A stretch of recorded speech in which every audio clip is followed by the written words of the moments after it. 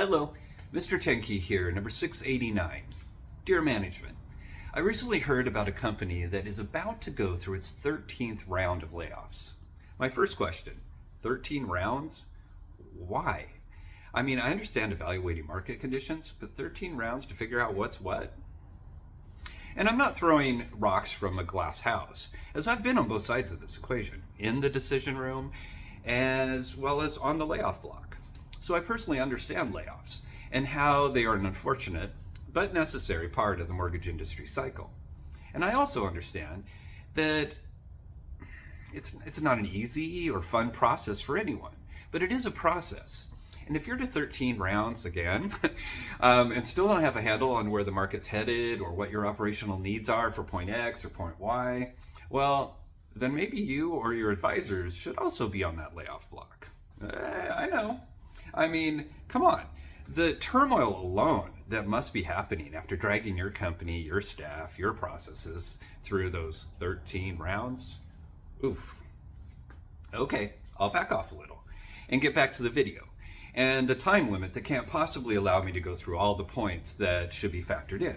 But I can mention a few main points, and it's whiteboard time. Let's go with number one here. Schedule out if-then operational scenarios at different production levels. Like if the production falls to X, then these Y cuts must happen. But again, shoot for 3 or 4 max levels of layoff rounds, okay? And also ask yourself, if the market swings back the other way, like it does, would I be ready for that also? Find out where your bottom line is. Where is the bottom line that you're like, okay, we got to shut the doors? Because you need to have that bottom. Also, find out what loss is okay to take. Because you had high profits in, let's say, 2020.